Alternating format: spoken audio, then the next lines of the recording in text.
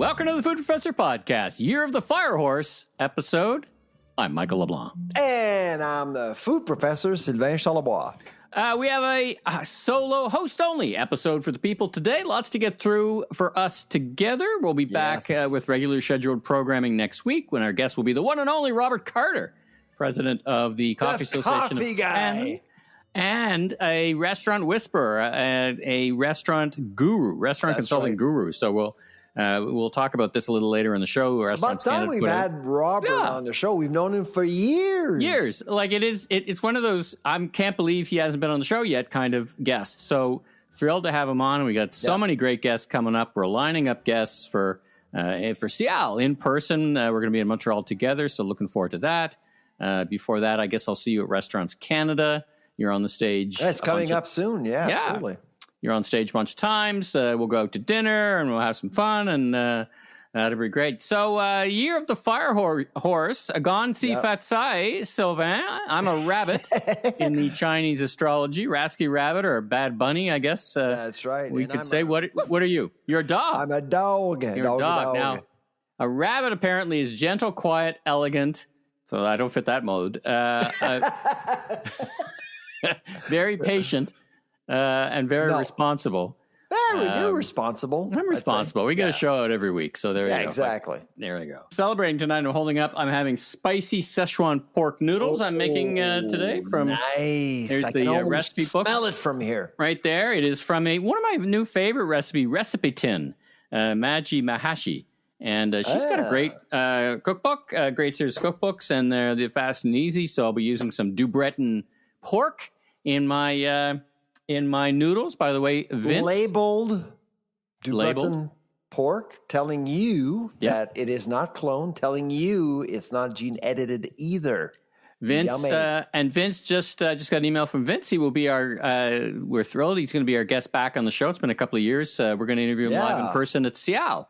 He's been active. So now let's get on to the news. So let's start with inflation. So it came as no surprise to either of us or anyone who's been listening that the inflation numbers were just huge. And you did some great work that kind of netted out the effect of the GST holiday. It's still, from your analysis, we're leading the G7 in terms of food inflation. It's stubborn in terms of not being able to crack the headlines. Like the headlines in the newspaper that I've seen are all, hey, inflation's not bad, 2.6%. Oh, by the way, food's inflation. Oh my God, food inflation, what was it, 7-point-something% netted out to 6-point-something% over years of food inflation. Now, there's just a lot of very stuck, when I watch some of the media that was talking about it, people are blaming Ukraine or even ridiculously people for eating too much meat or some nonsense like that. Your view, your perspective, and if you could share it with everyone here so we're crystal clear, is that a series of consecutive policy decisions and frameworks have led to us having, and plus some diseconomy of scale in Canada, our inability to absorb in our framework price increases have led to this point. What's going to get us off the cliff, Sylvain? Yeah, so I've been dealing with media for like more than 25 years. And honestly, I think something changed like in 2021, 2022. You can feel that media is extremely careful when dealing with highly politicized issues. And one of them now is food inflation. I mean, it's top of mind. Parliamentarians actually mention all the time in the House of Commons. By the way, my name since the last election in Parliament, my name was mentioned, guess what? 29 times. Wow. Since April 2025.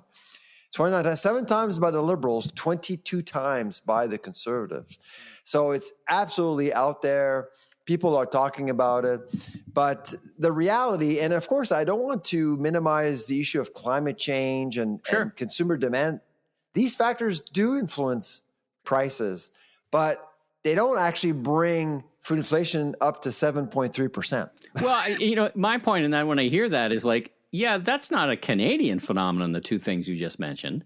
No. So why are we so far? Exactly, the U.S. Why are we so far ahead of the U.S., who's got its own problems with tariffs and counter tariffs and, they've got the same challenges with beef pricing, for example. My friends in the Texas barbecue scene are really struggling. So it's not like, these things are isolated to Canada that are driving our inflation. Something else must be going on. I mean, in the U.S., they actually collected well over $300 billion worth of tariffs with food coming in or products coming into the U.S., and their food inflation is actually dropping with a tariff-happy president. Now, some of that is scale, right? They just have such a massive scale, right? That Absolutely. They can absorb, they have companies, they can absorb, they can pivot, they don't single source, they have many options, and that's why they're able to control their food inflation as much as they can. So if this is not a wake-up call for Canadians, I don't know what is. We're at 7.3%.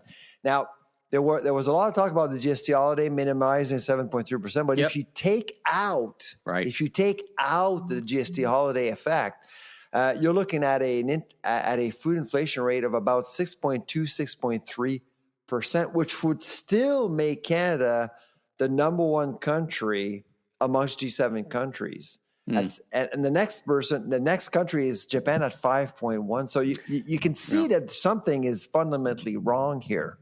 Well, I've been looking at the latest polls, and the Liberals seem to be, and got another floor crosser today, so they're one or two seats closer to a majority.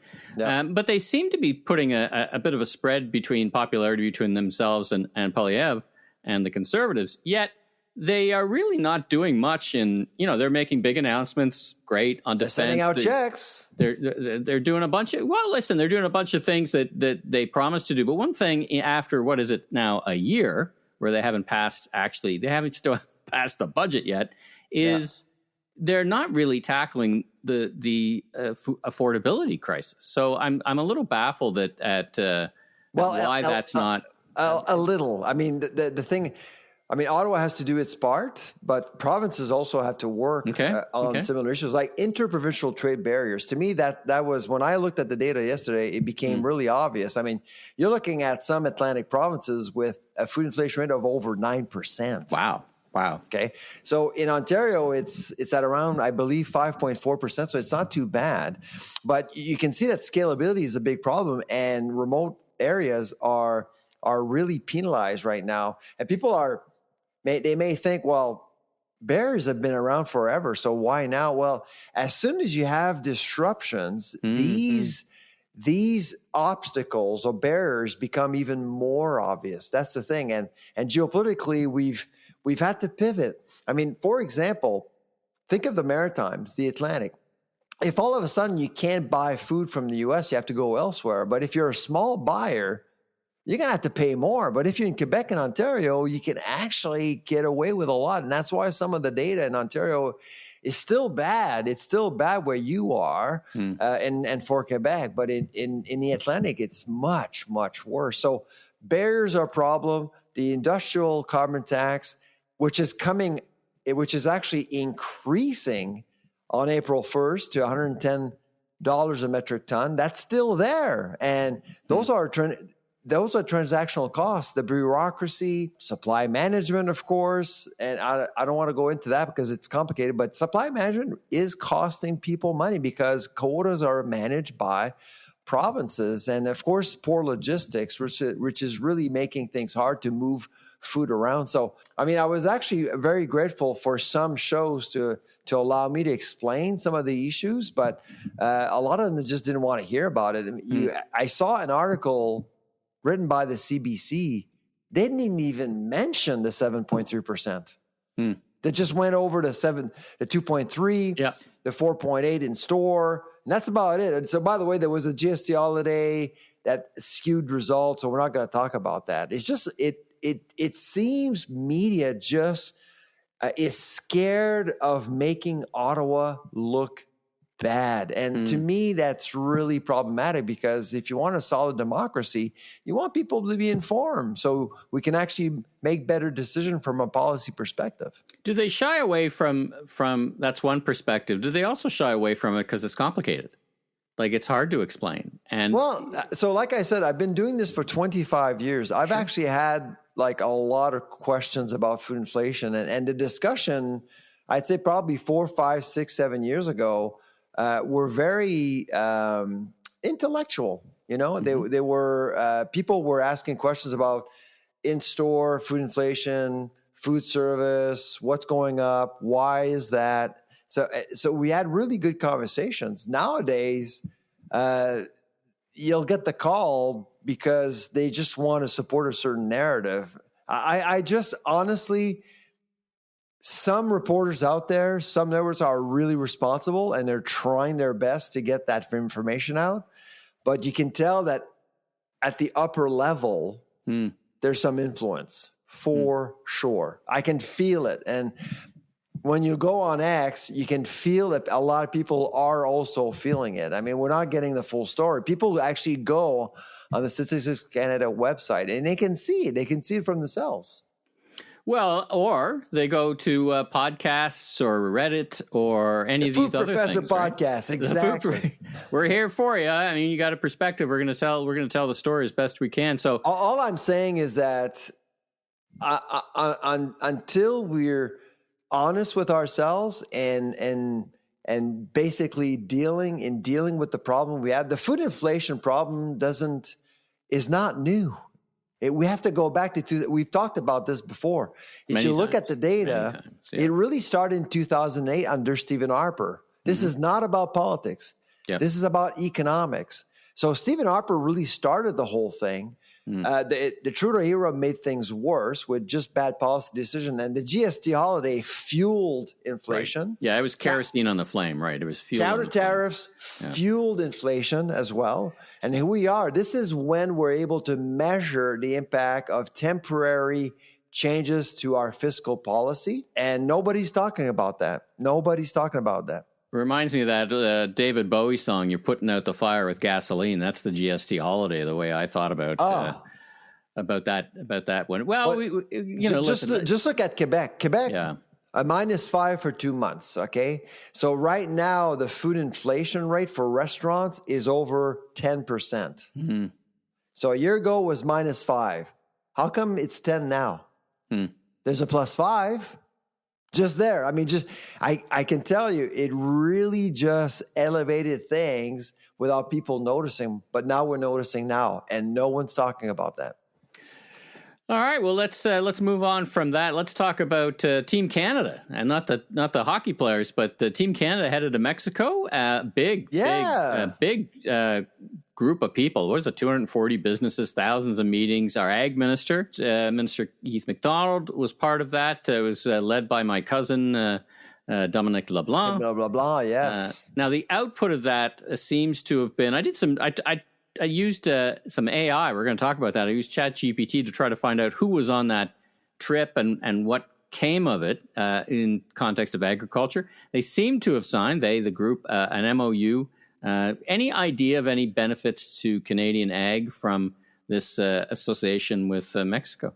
I can think of a lot of companies which can benefit from a rapprochement with Mexico. I think it's long overdue.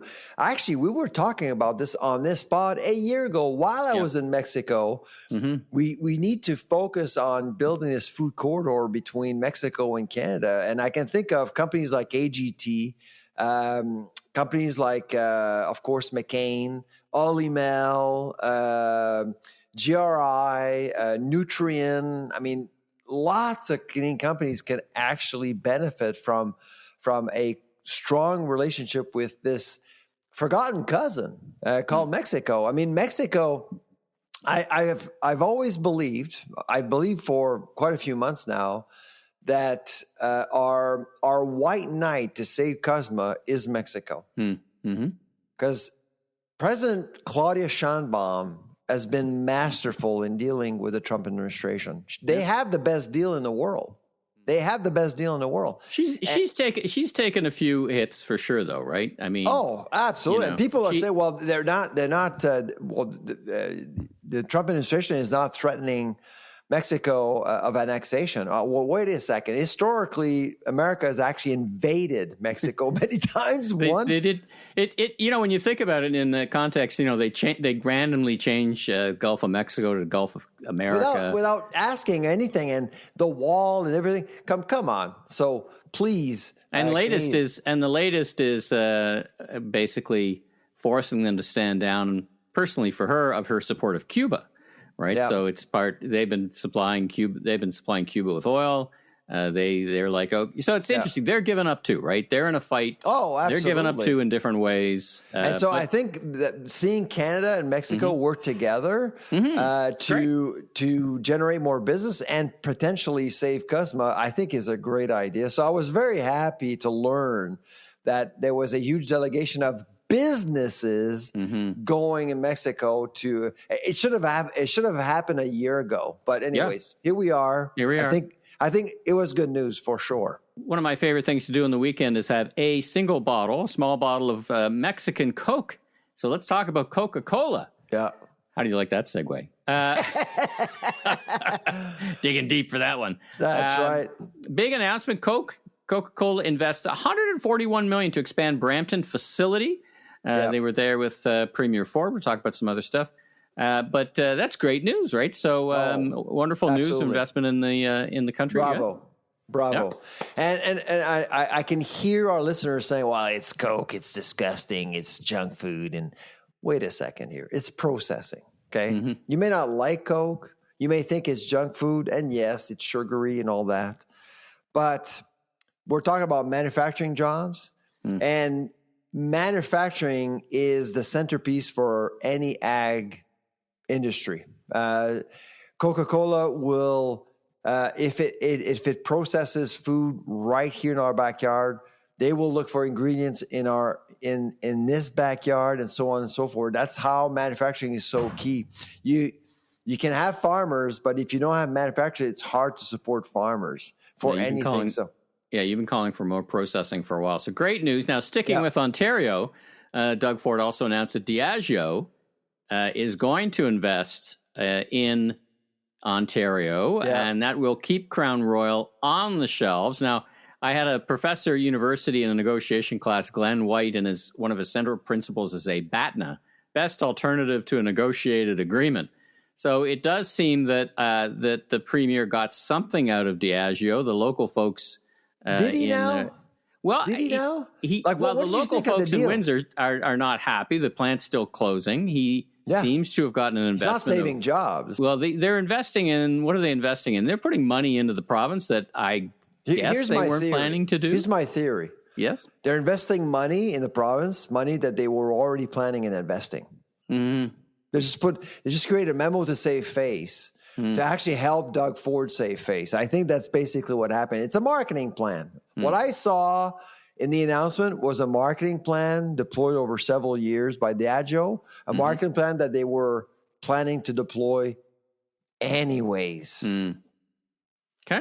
That's my theory. That's your theory, and you're sticking with it. And by the way, Doug Ford opened up a can of Coke yesterday. Did you see that? I saw that. He had a Coke Zero, I think. He did not pour it on the floor. I thought he was going to mix it with his Crown Royal, actually. That would have been the two things together, a little Coke and Crown Royal.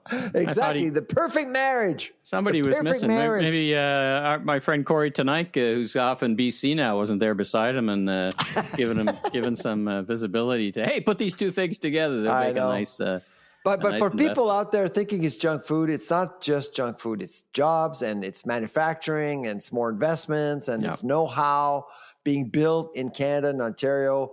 It's always good news to see manufacturing expand. So there you go. So shifting gears quite a bit, Loblaw announced a big connection with OpenAI, ChatGPT, as many would know of it. So I've been playing around with it a little bit. What make of you of this? Good for consumers? What do you think? You're the retail guy. I mean, what did you think when you actually saw the announcement? I have my own thoughts, but what are your thoughts about that? Because I think this is going to be the big topic of 2026: the integration of AI into food retailing, visible to the consumer. Well, you're absolutely right that AI and the integration, and it is disrupting discovery, is what many of us think of it as, like the way people discover food, the way they discover brands, the way they discover everything is being disrupted by these AI platforms. And, the ChatGPT stuff, boy, it's got, at its farthest reach, you could walk into a store, hold your camera up, connect it to the app on your phone and start asking it questions about what it sees on the shelf. I know. I mean, we're into very, very new territory. So this is beyond shopper marketing, beyond retail media networks. This is the integration of all, and Loblaws is really first out. In many other industries are starting to do this integration. I mean, listen, eventually these AI platforms who are basically paying NFL salaries for programmers are going to have to make their money in some way, shape, or form. So I think we can definitely look forward to more of this integration. I mean, listen, it's done because millions and millions and millions of people in Canada are using the platforms, whether it's Gemini and Google or ChatGPT. My first thought when I heard the news, why wouldn't Loblaw do it on its own? I mean, Loblaw, you know this. I mean, Loblaw is known to do everything on its own. It's not like Sobeys. Sobeys is known to partner. I mean, Gaytic is probably the only partnership that I can think of that forced Loblaw to go out. So why would they actually partner with OpenAI? And we're talking about data here. And my other question to you, my guru, retail guru friend, how do you think consumers will react to the fact that Loblaw can actually learn more about you and I through AI to enhance our grocery experience, but perhaps at the same time, use AI against us? The ghost in the machine. You set me up here. I would say retailers in general will turn to a platform like ChatGPT, just like they turn to a platform like Google for search, because the platform, the Google, whatever, have become the destination for consumers. So retailers will follow where consumers go. It's not like Loblaw or anybody else can build ChatGPT or build these platforms. That's where you want to go, where consumers are, basically. It's not like but the infrastructure is overwhelming too. I mean, well, it's one of you need a lot of infrastructure. We were seeing it right now. I mean, you have to invest a lot of money, and that's money that probably Loblaw wasn't willing to invest. Well, or capable. I mean, in Amazon's latest reporting on their financials, their capex for 2026 is $200 billion. $200 billion of capex, and most of that is going to bits, not bytes. They are building these massive facilities for processing, like $200 billion. That's a 1 year spend of capex. Yeah, it's actually going to turn their revenues to neutral, their cash flow revenues to neutral. But they're doing it to catch up, actually, to demand. The demand is this is a real phenomenon. Here's another question for you, my retail guru friend. Yeah. Do you think other grocers are doing it, but they're not telling? Why would you make an announcement? Like, really? Well, you can have, you could set up your site in a way that ChatGPT can't get into it, right? You can block the robots from getting into your site. LinkedIn, for example, you can't get into LinkedIn. I can't go search for people in LinkedIn, for example. Right. So I think it's a resource and it's a time. In terms of other grocers, we're going to have some other grocers. Wouldn't you think that people would feel threatened or would be concerned about, surge pricing? Those are the terms that we're hearing, dynamic pricing. And do you think that, there was this experiment in the US where people were ordering the same thing at the same time? Instacart, yeah, and got different prices because of algorithms. Do you think that people are concerned about that? Well, let me address your point about data and privacy. I mean, all of the grocers, many retailers have loyalty programs that tell way more data anyway about what people are doing down to what they're buying anyway. And consumers can opt into that, and many, many do. They're very, very popular. You go to shopping at a Costco, they know exactly what you've bought and when. So they know everything. So incrementally, it's not a whole lot more data. Most people don't mind. Well, if they mind, they can opt out of the program. These loyalty programs aren't mandatory. There's great benefits, but at the end of the day, they're not mandatory to shop there. Well, I guess they kind of are in Costco. You need a membership. It is mandatory. So exactly. I take that back. I do think that listen, there is always the capability of you want to be using this for good, not evil. Will it be used for dynamic pricing? Will they learn even more? Listen, these big companies know a lot about us through their loyalty programs. This is just another enabler where people are discovering. My take. First of all, I think it's great. However, there is a blind spot from a moral contract perspective.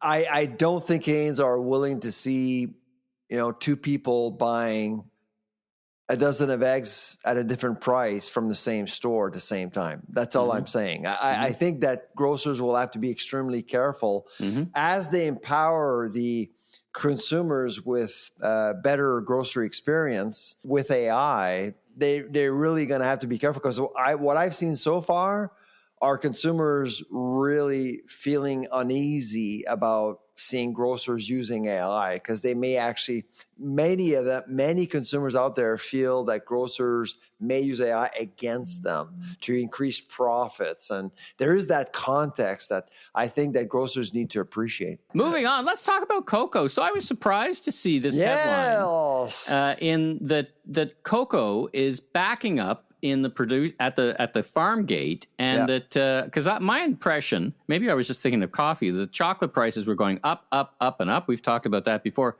but it seems to be since November. It seems to be, I don't know if it's a bumper harvest or is not a climate change, like it's coming down. So would you anticipate then us paying a little bit less for our Halloween chocolates and Christmas chocolate this year? Yeah. So, if you were to have asked me about Easter, forget it. Easter chocolate is already made. And so it's been a while already. So, but I do see, probably Halloween, we could actually see some good deals.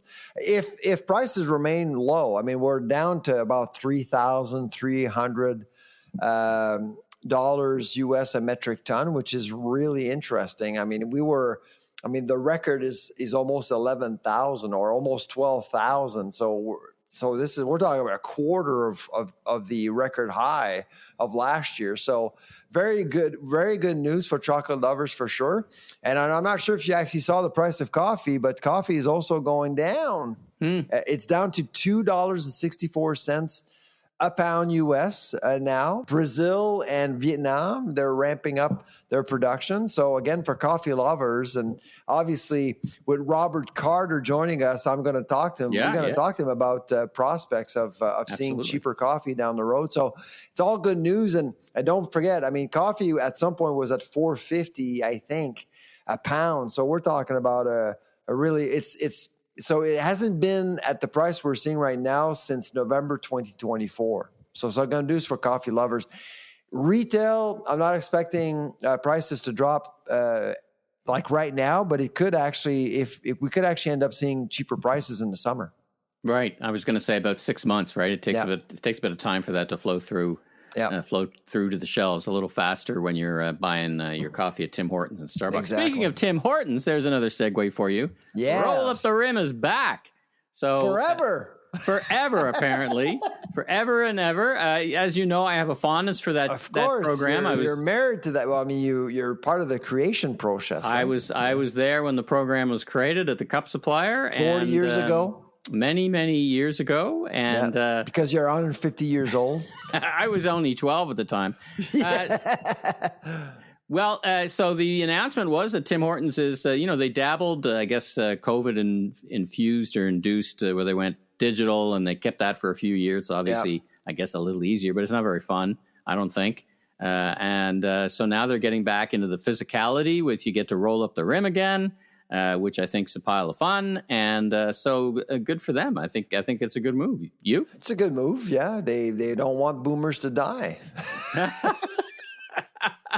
Hey, come on! There's a lot of research out that the kids these days they're getting off their phones, getting off social media. I mean, my God, the scourge of online gambling ads.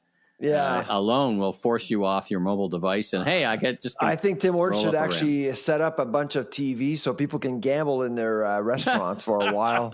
They'll get more kids in there. I mean, every time I go to Tim Hortons, I'm 55 and I'm young. I think they're satisfying a base there, but I think you said the magic word. You're in there. The rest of them are just driving through or having it delivered at home. That's true. You're just not seeing them.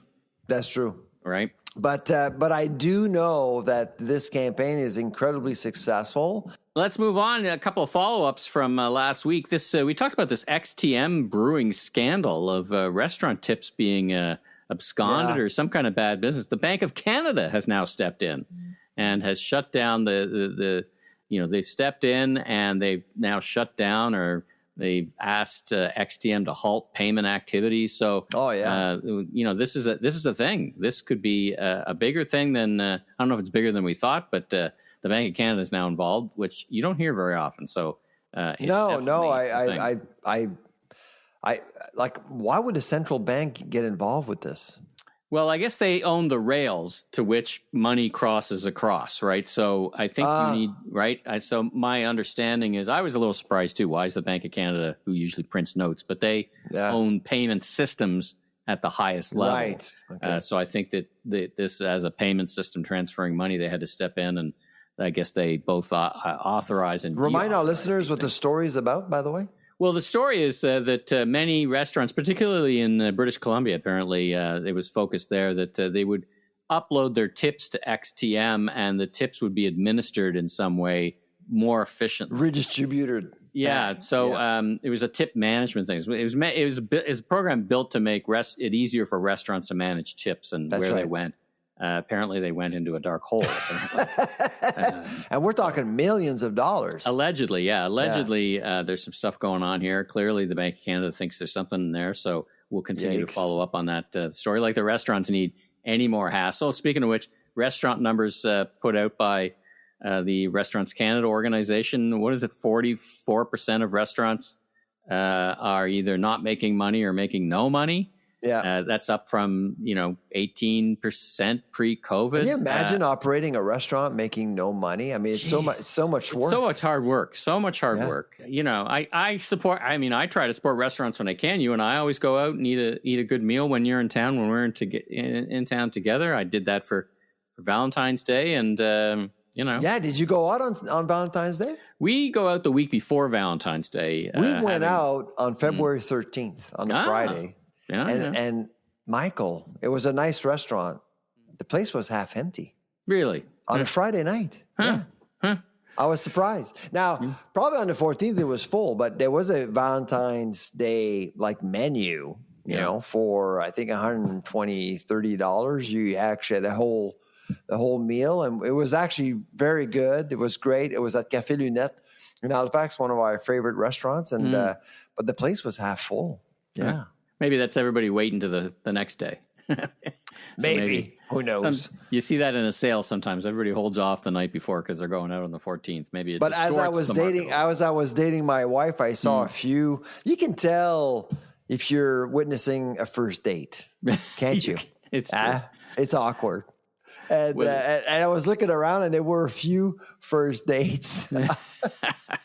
I like to sit beside him and it's good to eat. Hey, how you doing? Huh? Hey, how you doing? How's it going? Hey, guys, how's it going? See a future together? Yeah, exactly. I asked my wife to marry me in a restaurant, actually. So restaurants are You did? I did. Did you do knee thing and everything? I did not do the knee thing. And she said yes. And surprisingly, she said... Bastard. Bastard. But, everybody in the restaurant, there wasn't a lot of people. It was a place we went to quite often, and everybody, they watched, and they're like, so which Tim Hortons was that? Come on, I'm a Starbucks guy.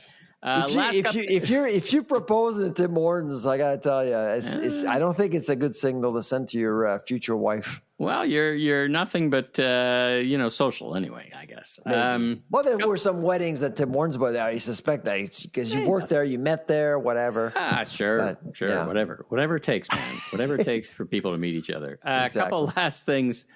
Looks like the U.S. agricultural lobby groups are big on CUSMA. So facts being stubborn things. Oh, yeah. They all got together and they said, listen, this CUSMA has been good for us. So that's USMCA, as they would say. Excuse me, Mr. President. Excuse me, Mr. President. We've made money from this, and it's good for us. Yes. So I just wanted to call that out. Thanks to the U.S. agricultural lobby. About 50 of them got together. I wasn't surprised. I mean, it's a deal that works. But when you have a president and administration that believes that globalization is a failed policy, I mean, it's hard to argue with a regime like that. But but ag groups are absolutely right to actually be very vocal about it right now. And so my guess is that perhaps You'll start seeing states working with provinces and with Ottawa. And it's great. I mean, that's why the trip to Mexico was great. I think that there's going to be more and more people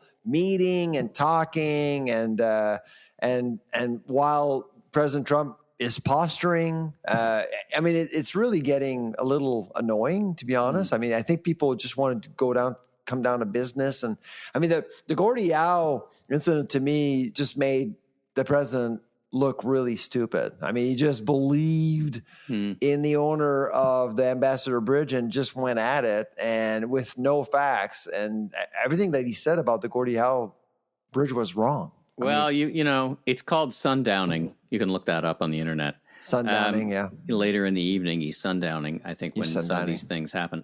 Let's talk about, last but not least, boneless chicken wings. I was shocked at this. So someone went into a restaurant, ordered chicken wings that were marked as boneless chicken wings. Yep. And was shocked they were not actually chicken wings. They were chicken breast masquerading as boneless chicken wings, and sued, and he lost. I don't get this at all. Like, when I think boneless chicken wings are kind of like an abomination to begin with, but at least they should be made out of chicken wings. It's like ordering mussels without the shells. Well, it's like ordering mussels and getting, snails or something. Like, it's not even the same thing. Yeah, it's not even the same thing. So anyway, I'm here to put my fist down and say boneless chicken wings should be made out of chicken wings. And by the way, boneless chicken wings are an abomination and shouldn't exist at all. Is there a polite way to say that I absolutely do not care? Like, I literally do not care. Like chicken wings. Yeah, I think you might say that you're indifferent, perhaps. Indifferent, yes. Indifferent, absolutely. There you go. Yes, which may mean you have no opinion one way, shape, or another. But I have zero opinion, but I appreciate yours. All right. Well, that's why the podcast works. There you go. All right. Well, that's a wrap on this show. We'll be back next week, as I said, with a regular scheduled program. Robert Carter will be joining us. We got lots of great guests coming up for the rest of the season. I'm Michael LeBlanc, media entrepreneur, and you are?